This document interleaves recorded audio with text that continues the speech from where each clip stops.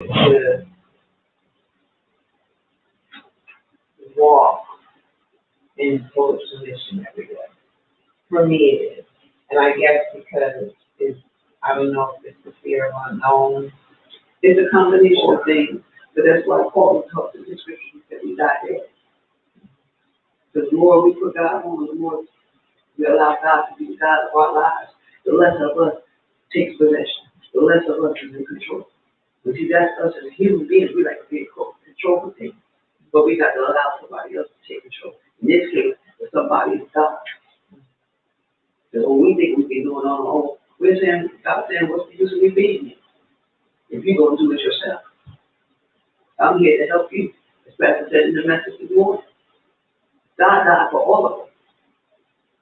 But it's up to us to accept his death, not just, okay, it's a sweet moment, but live on that. Base your life on that. The quality of your life on that stuff.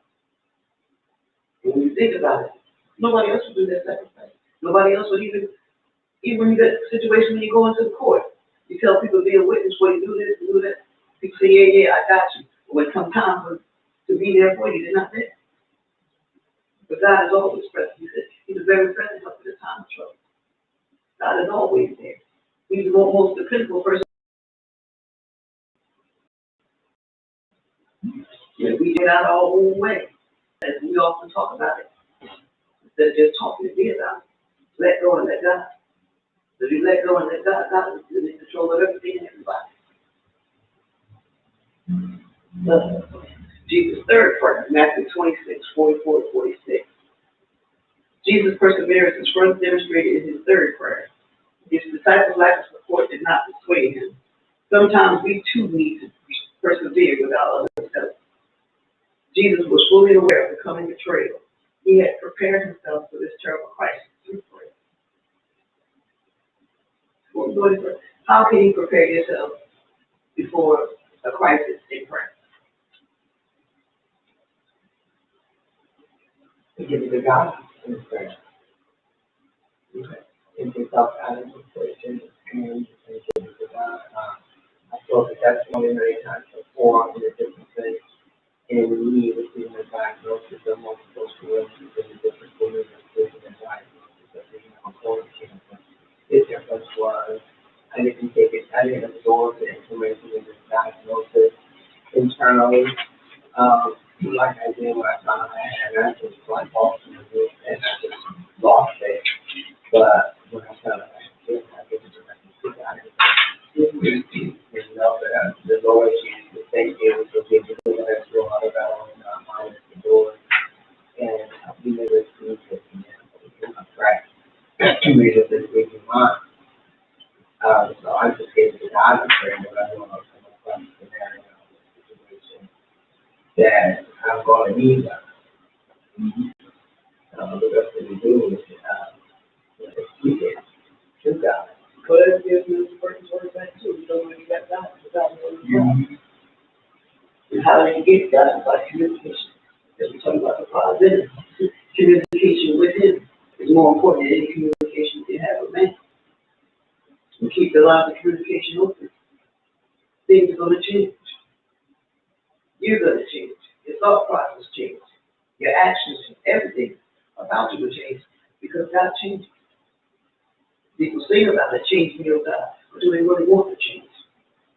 Is there anything you want bad enough to work at? Which chapter are we in? Many to Father's lips. Page 20.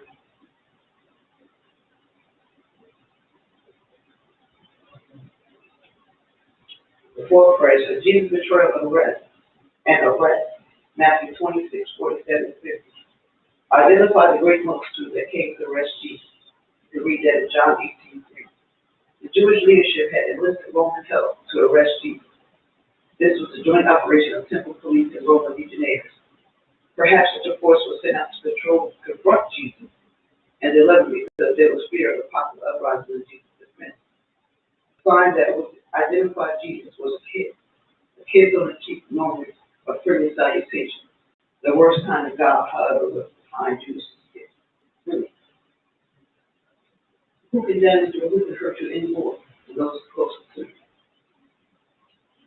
perfect example of that. We talked about a couple of months back when, the assassination of Martin Luther King. They're the ones laughing and grinning and saying they were best buddies. The very ones stepped back and said, you got a clean shot.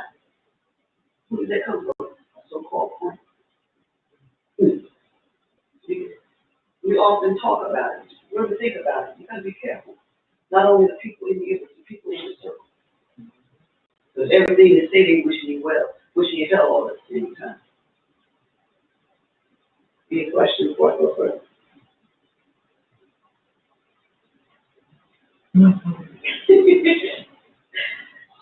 Let me know that's the first question. First one? I mean, it says first prayer, they go that. Then Brother David should read request, First Lady, resignation. I don't know where you at. Page 20. Okay.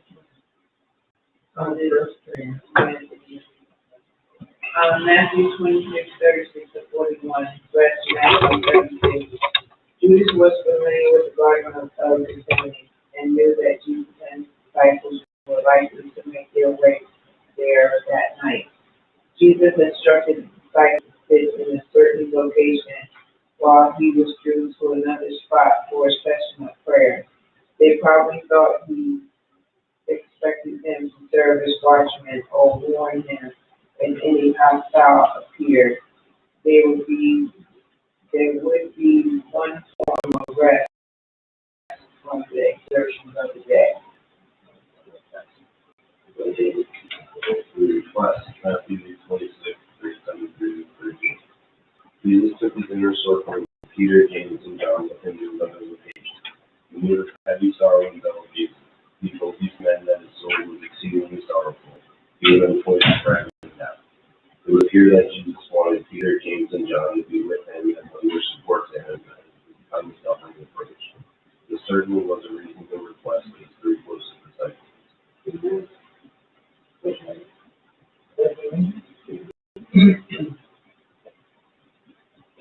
Resignation, verse 26-39.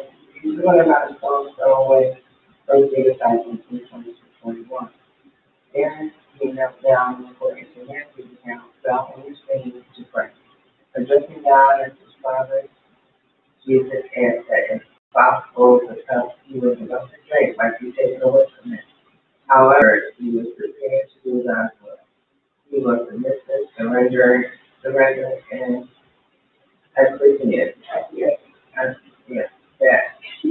as an obedient son. And considering what the cup represented, we are grateful that we each acceptable as long as Jesus was doing order during the same shame and agony of a mock trial, full of torture, and the excruciating crucifixion. The more likely reason for Jesus' agony in the garden is that he was contemplating the awful prospect of enjoying the wrath of his heavenly Father as he bore the sins of mankind. Matthew 26:40-41. After his first prayer, Jesus returned to Peter, James, and John. He found the three men sleeping.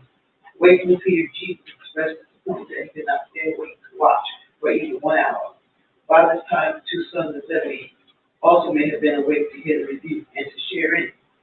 Although Jesus did not mention it to Peter, James, and John, he had been visited by an angel after his first prayer and strengthened by him.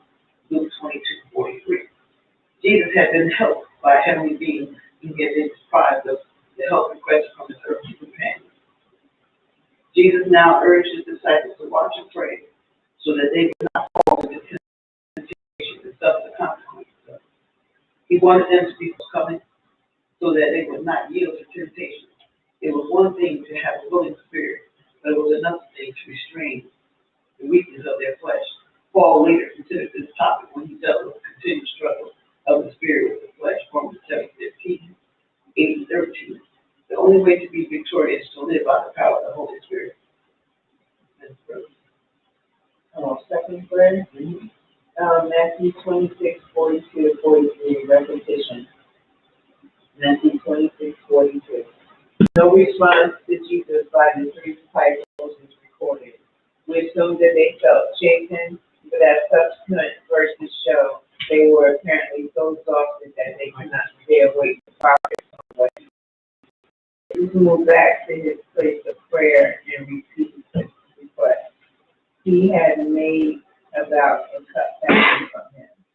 I believe that is what it seemed to be implied. His emphasis now, however, was on resignation to do his father's will, and he had to drink from that cup.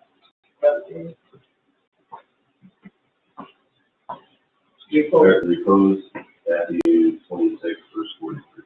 Jesus returned to the place where Peter, James, and John were located. He found them again in repose, their eyes heavy with sleep. This time it seemed he gave them no rebuke. He understood the limitations of their human frames and was not willing to scold them again.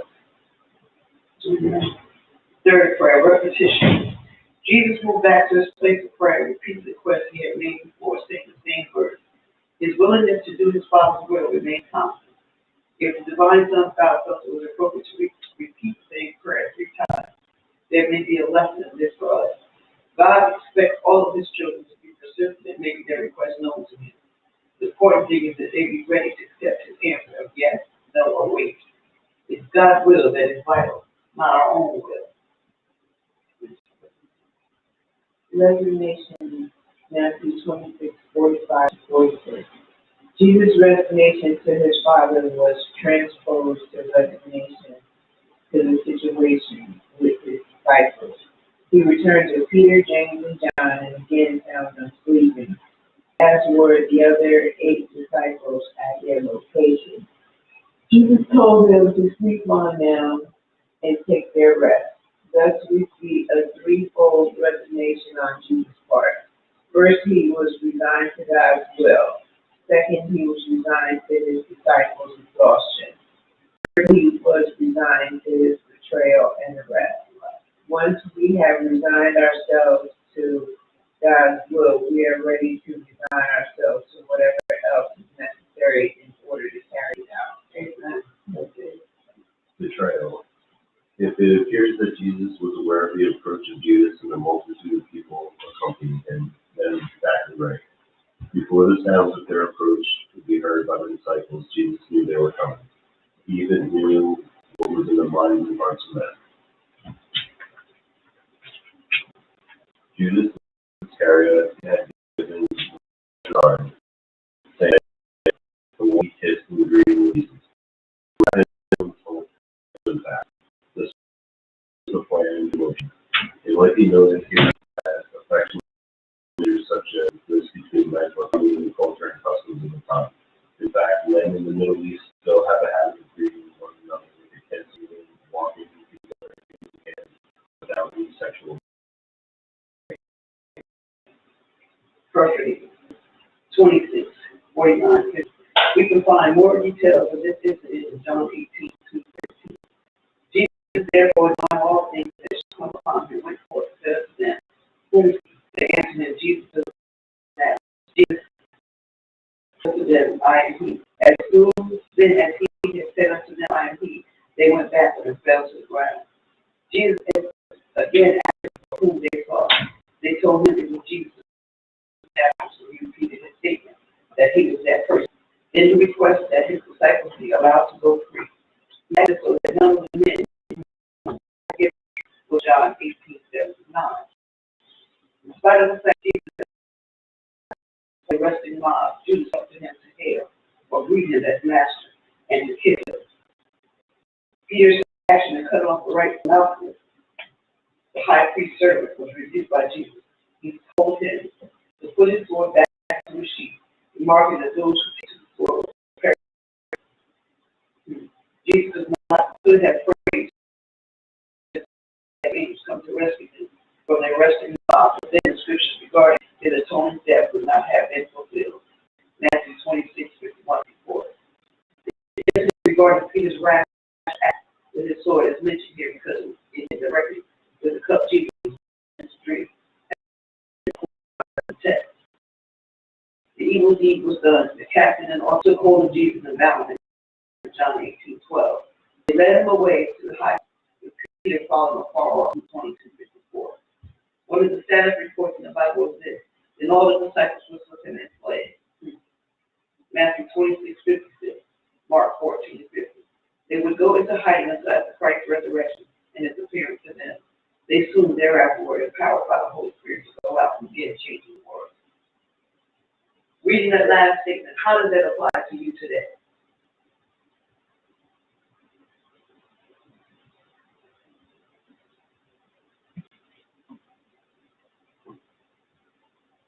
So since coming home, I now live by a different standard, and everyone around me can see that. So when I go out, and people that knew me before and now, they see the difference. So far, it's been affecting a few people, in a positive way. And I've just been trying to, lead my life better, and by doing so, by example, it's been having a positive effect on people. Amen. Beautiful.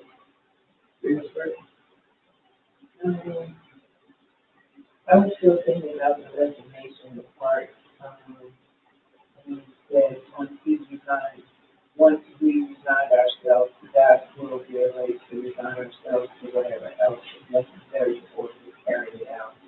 I thought about what I had just said about how hard it is to live each and every day, in order to live out this life. But the mission is only as hard as you make it. Yes.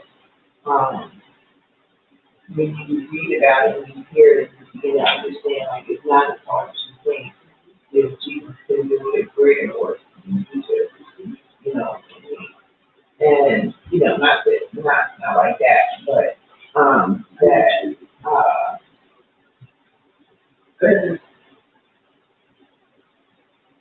What do you mean not like that? what, You were saying that the Bible said greater works than this shall you do. And you said, but not like that. So, meaning greater works than Jesus. I need you to help me understand your statement. No, I was trying to say, like,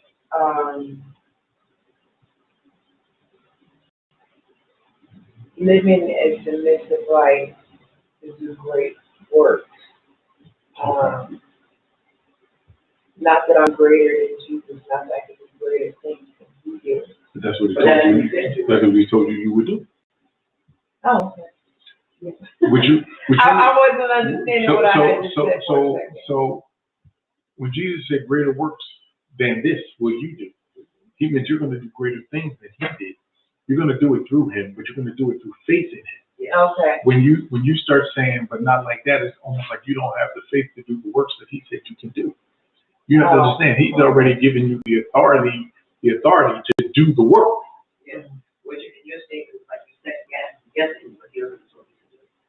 Okay. Okay, so what you have to realize is, that's why when we say the reason why people aren't being raised from the dead, people aren't getting healed of sickness right on the spot, is because of doubting what he said. He told you can do it. But no, we don't mean to doubt, but believe me, it's innate in us to at some point doubt what you've been given the authority to do. He wouldn't have told you greater works than this will you do if he didn't know you were going to be able to do it. Basically, he told you, go raise the dead, go heal the sick. Those heads of the highways that compel them to come. If they on earth, it's gone. But you're here. You're the mouth. You're the vessel he's using. To bring others to draw other people to him. Let's go back to your first love. All the people that were straight, all of us that was out there, Pastor said, we were dead in sin. Had not been somebody praying for, had not somebody been illustrated, showing the life that God has provided for them, it would be none of us here. So by you being a living example of what God can do, what God has done, that draws others. Okay, now we just one part. Thank you very much. First question. What did Jesus tell his disciples to do in the garden of Gethsemane? Watch and pray. wasn't able to do it, but, you know, it comes, but why?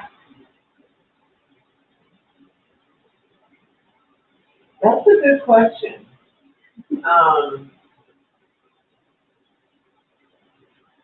You want to say because they were tired, but you can also say that they were vulnerable and the enemy crept in and didn't want them to be alert to what's going on and blindside them. You could say the enemy is mostly that God allows us to fall asleep. Not Jesus himself, but God allowed him to fall asleep because they was all in preparation, not just Jesus, but we're all subject to what's going to happen. As the past often tells us, it's the choices that we make that makes a difference. Choose ye this day, Saturday.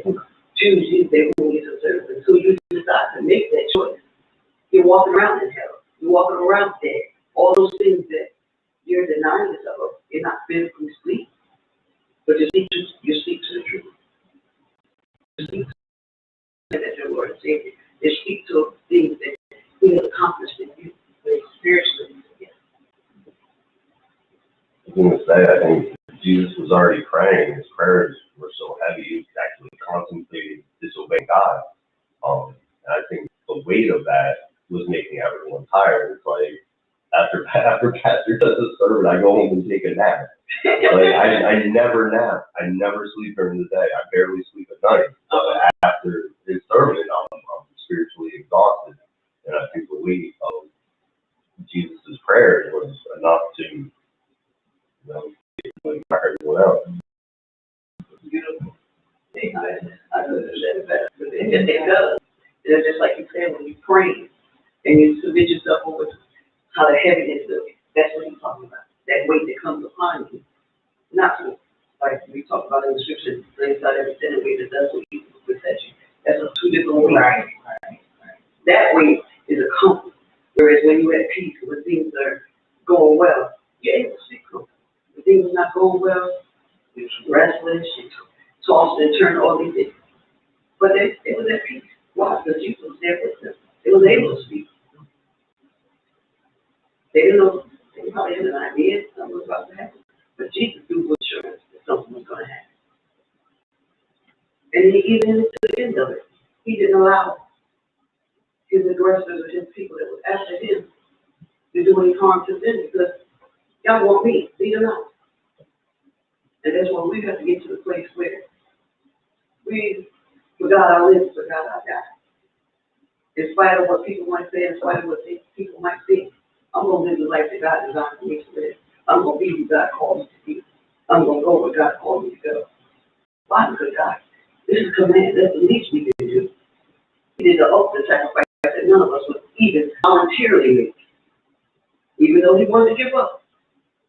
But he said, nevertheless. Most of the things get a little rough for us for the so, going in my hand, all of that taking place. Why? Because we are humanity. But once divinity take over, we ain't gonna do that so easy. It's not that easy to do. I think also when we do that, we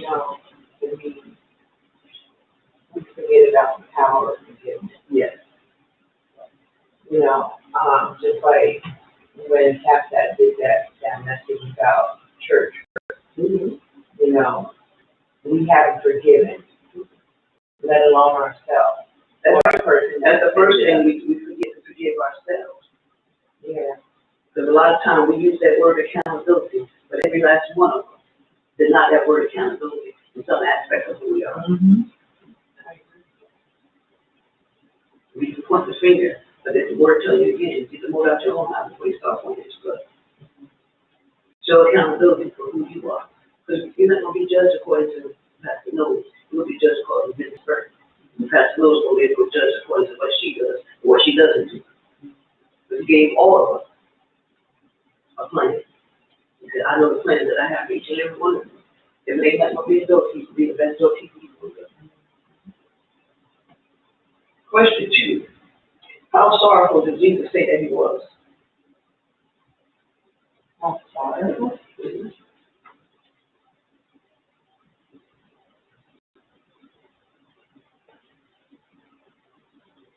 And it was killing his spirit.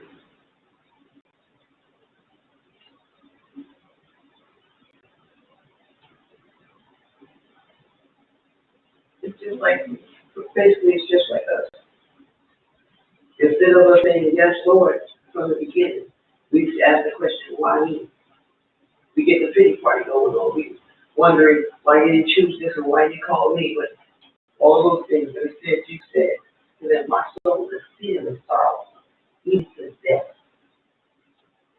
But he wasn't sorrowful for himself, he was sorry for us. Because he made the ultimate sacrifice that we wouldn't have to. Questions? I guess I was also thinking about the cup of sin, you know, how they grieve the Holy Spirit.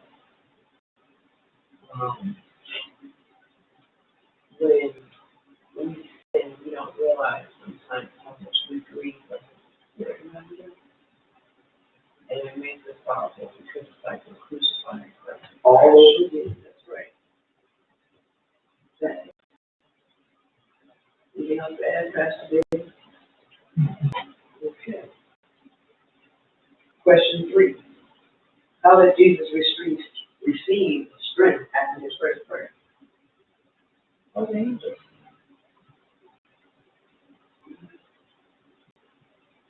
What does the angel represent to you? Well, that was really represent strength, but At first, it's funny because I was talking to somebody about my best friend that had passed away. And I was talking to her, and how whenever I'm in it depends on the situation, but it gotta be serious enough where I'm contemplating to do something where it's gonna take me backwards. It's like she would come to me in a dream. And even though she wasn't speaking to me audibly, but I could hear her saying, what are you doing? But don't go back. And I remember her saying that so clearly to my mind, like, what are you doing? Don't go back. well, that's been a perfect example of that in that message. When you're going through, we ready to throw in the towel, when you're going through all whatever ups and downs. Yes, what's about you? That gives you the thought process change. You're not so much concentrated on what you're going through this way. God has brought me through this place before. God has brought me through great things for this. Why am I frustrated and cast aside and all that? The God I know is able to do it. Even if you don't, I know He can. They give you the thought process. But I think about those two things that had happened with Pastor. Like the first one was his message. He's like, I'm not feeling that right now. Mm-hmm. The second one was when his spirit was so heavy when he was crying. He felt himself on his mother's lap. His head on his mother's lap. Yeah. And we as people, we find comfort in various things. Whereas the Bible tells us that they found comfort in the heart. We find comfort in people. Some souls find comfort in things. But what we're learning from this lesson is to find comfort in God. And submitting to His will and His way. So when we leave God's way, His will, instead of our own understanding, we come out on top. When we leave to our own understanding, we have a bad situation. So why is it sometimes it seems like God would bring someone so close to us for that vision of a moment to kind of strengthen us? And my perception of it is to allow you to see that there is a possibility or anything, like I said, anything worth having is worth fighting. Our being for this year is fighting a good fight of faith. It's not for nobody else's faith, you're fighting the fight of faith for yourself. You ask God to strengthen you in all aspects of who you are, like you, in your finances, in your relationships, in your family, all those things. That's for a reason. Because all those areas are areas that we as people we suffer with. Some people take it personal when you're talking about their family relationship. When you get somebody else, start talking about their family, or start doing something to the family. to directly put God on the table or put him on the seat. I got this. But instead of doing this, you got that God. Because the battle is not just a little the battle. But if we got to get our minds wrapped around that thought that God is the protector. God is the one fighting the battle now. And I have to say, experience.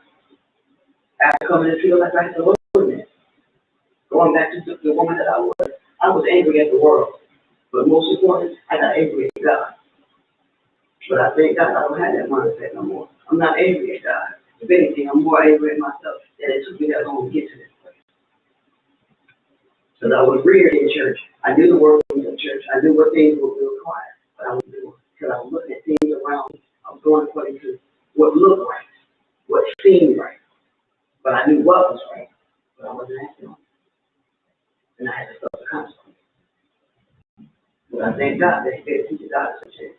Sometimes for some of us more than second chance. Because if we allow God to be God, we do what He told us the first time. It's just like with your natural parents. Your parents say you do something, you do it right away. You're not looking for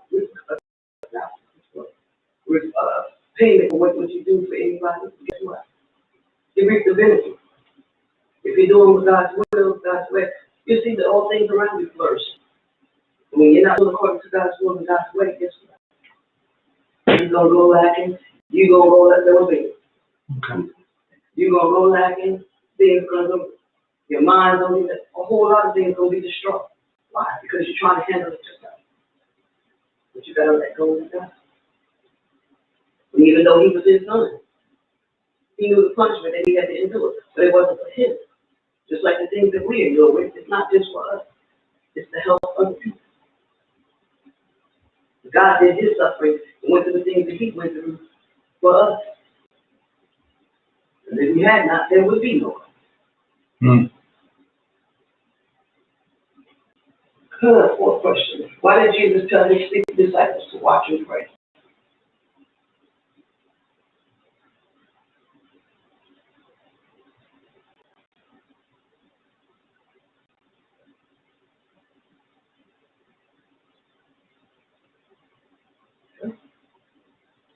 I think you first have to clarify what He meant by watch and pray. Because a lot of us get caught in that, stay awake. But, the Generation Z has this saying now, stay woke, which doesn't really mean stay awake. It means be alert to those things going on. Be mindful of what's going on, not just around you, but within you. Be mindful of all this stuff going on in the world. Be mindful. So what Jesus was actually saying to them was be mindful of what's going on and continue in prayer. Okay. But that's good, because my explanation of that was watch and pray that you enter not the temptation. The spirit indeed is willing, but the flesh is weak. Matthew 26:41. Then again, it's always take ye heed and watch and pray, for you know not when the time is. Mark 13:32.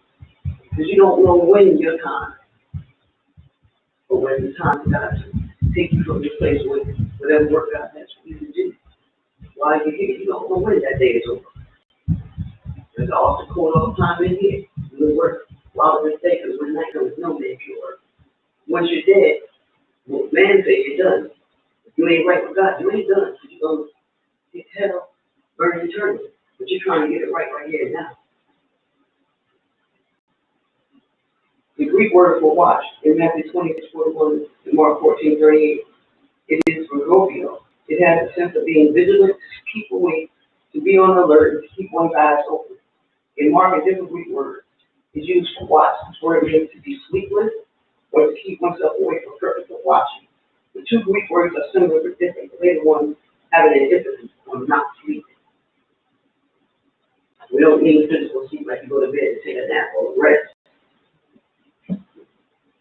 Be watchful. Watch the movement of the Spirit. Watch what God has in store for each and every one of us. Be prepared, basically what it's saying. I was thinking about what the pastor was saying. I remember when my dad was alive, we used to talk.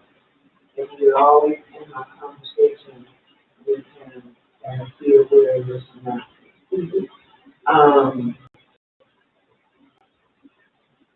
That's in church and out of church. Be aware, be alert, be spiritually awake. Because your adversary, the devil, speaks when you make a vow. Yes. But it's something because when you are being watchful and mindful of your surroundings, it's very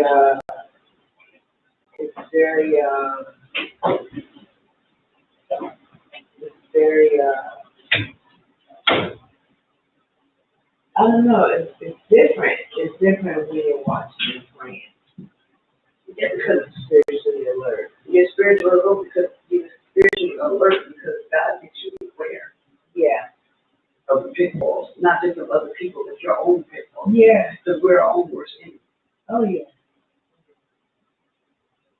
And just letting us know that we have to be steadfast, unmovable. Yeah. Don't say, oh, with God today and tomorrow because it's not there to be the drums. I give up on God today. I'll pick him back up tomorrow. It doesn't work like that. Some people feel that they want to relate God to not.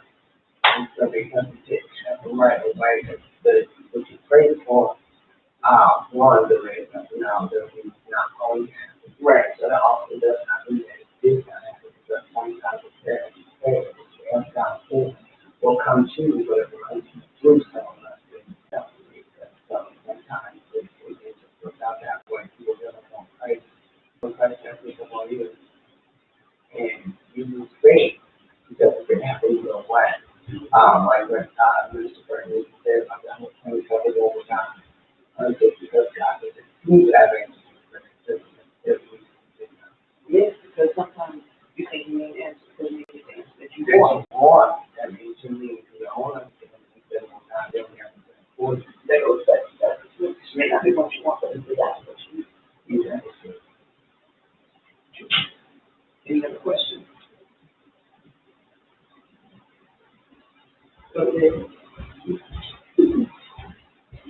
What does Jesus' example of repeating his prayer teach us? God is always there. You never give up on. Delayed is not denied.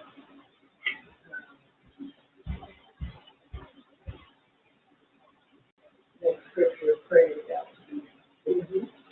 Don't stop praying. Pray till you pray. Like I was explaining about prayer and any of it. Pray till you get that peace. Yes. And sometimes when you pray till you get that peace, it's so intense and continuous. That's in prayer, even in the natural sense. Like say, for instance, if you were in school, you take a test, you don't do as well as you think you want to do the first time. You go back and take the test again. Until you keep on going until you get the grade that you're looking for. They let you do that? Yeah. Oh, I could have done a lot of that. Well, you know, I was thinking, and this as pertains to your wife, where she was standing there, she was saying, she's praying, but she's not hearing God. I think she's expecting to hear from God humanly. Because as she was talking, and when she went to that serene stage, and I'm saying, girl, God is talking to you. You just don't realize that you are actually hearing God. But no, I think she took that a little too literally. When she thinks about hearing God, I think she took it a little too literally. Now, I have heard God. No, I have heard him talking. Oh, yeah. They don't think it's Because I think it's just like you can walk up to her and say, are you ready? Then she's going to hear God talk to her just like you man can talk to her. And it doesn't always happen like that. It does happen. God will speak and then sit right on there to you. And you will know it. I remember with Pastor, and I'm driving. Of course, he's talking through the car, y'all. I don't have any talking right here. But I was talking about a fear of mine And when I was talking about I didn't want I didn't want to put my fear on the kind calories.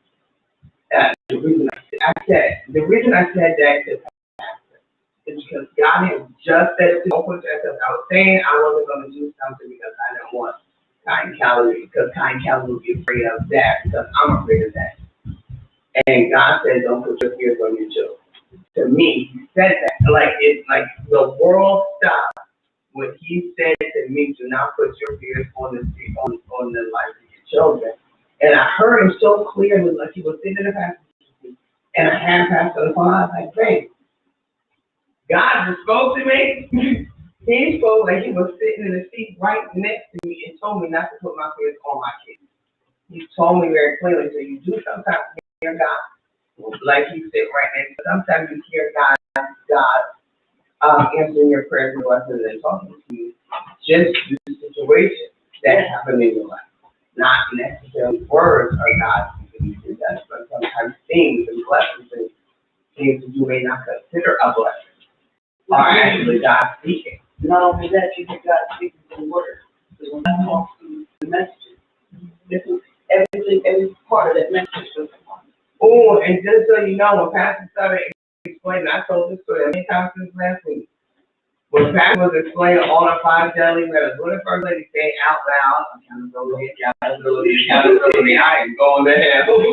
Okay? Well, I think God's also, like, he stays humbling us. So if you're expecting to hear a voice in your ear, God's going to communicate a different way. A different way. If you're expecting someone else to be the voice of God, God's going to be that voice in you. So I think it's always, if you're expecting one thing, it's never going to be that thing.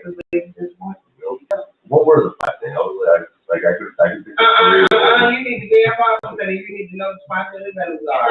You need to be at Bible study on Thursday night. We are still on. You know, we live in one form of fashion. We all are, not just you. Father God, we thank you for this blessing. We thank you for those that participate. We thank you, God, for just meeting us here, not only being hearers of your word, but we do of your word also. Let us take more of ourselves off for more of you more. In Jesus' name we pray. Amen. Amen. Go ahead, Tom. Go ahead, Tom.